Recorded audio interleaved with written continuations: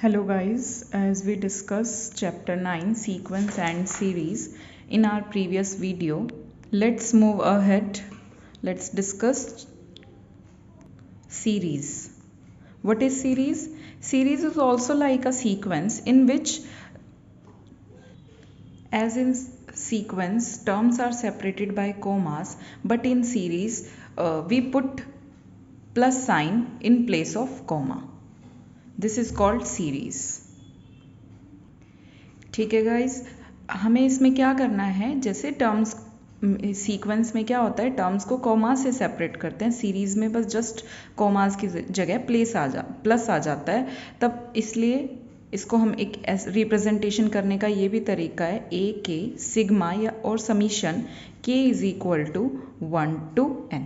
ठीक है, जैसे k इज इक्वल टू 1 तो a1 plus k is equal to 2 a2, कहाँ तक जाएगा ये सम, n तक, तो अप टू सोन n, यानी n टर्म्स का हमारे यहाँ के इसमें सीरीज में क्या हो जाता है, सम हो जाता है. इसको क्या बोलेंगे, series. Let's move to another topic, geometric progression. What is geometric? We can call as GP. This is a sequence. ठीक है, अब ये हमें पता करना है ये जीपी है या नहीं है. जीपी होती क्या है, ज्योमेट्रिक प्रोग्रेशन. इसमें हमारा रेशो जो होता है वो सेम होता है. Ratio is like second term divide by first term, 4/2 a2 by a1 क्या होगा, 2 2 ज़ा 4, 2 आ गया ratio. Same as third term by second term, a3 by a2, a3 by a2 is also 2. Same 16 by 8 is also 2. तो ratio क्या है, same है हर term का. तो ये क्या हो गई, जीपी हो गई, ज्योमेट्रिक प्रोग्रेशन.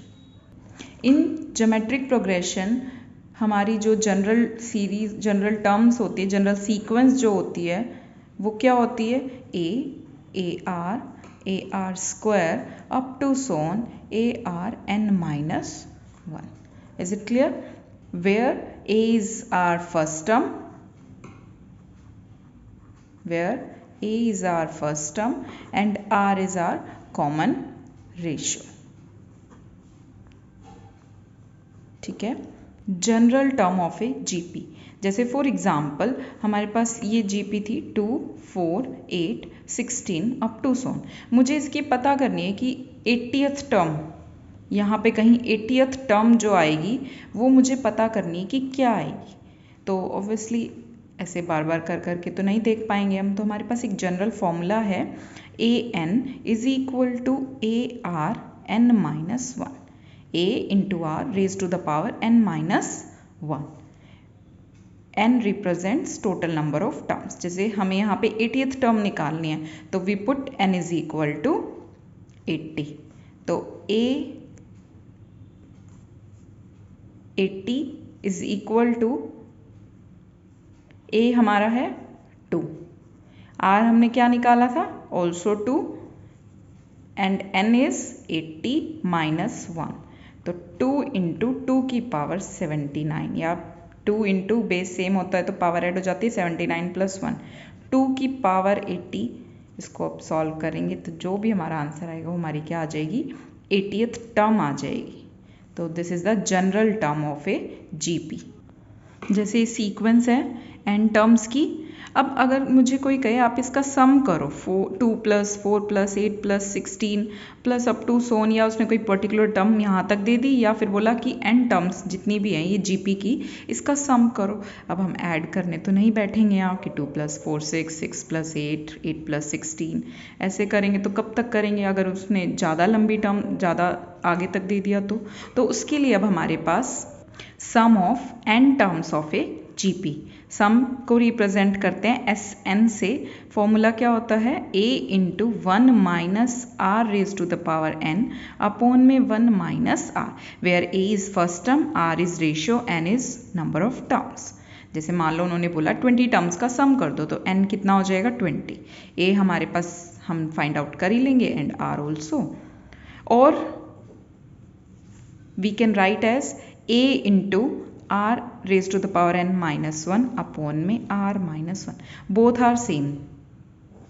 In this हमने क्या किया यहाँ पे, माइनस कॉमन निकाल दिया। देखिए a इंटू, अगर मैं यहाँ से माइनस कॉमन निकालती हूँ तो r raise to the power n minus 1 upon में, यहाँ नीचे से भी माइनस कॉमन निकाल दो, r माइनस 1, और ये माइनस बाहर आ जाएगा इधर, तो माइनस से माइनस कैंसिल, यही बन जाएगा। ओके स्टूडेंट्स, देखिए स्टूडेंट्स, हम अब सम ऑफ फर्स्ट 5 टर्म्स निकालते हैं। कि एग्जाम्पल में आपको फिर सम का फॉर्मूला अच्छे से क्लियर हो जाएगा। जैसे 1 + 2/3 + 4/9 अप टू सोन। अब मुझे आगे की जो भी 5 टर्म्स होंगी इनका सम फाइंड आउट करना है। वेयर a इज़ 1, r हम कैसे निकालते हैं, ratio 2/3 divide by 1, that is 2/3। Next is 4/9 divide by 2/3 is also कितना आ गया, 2/3।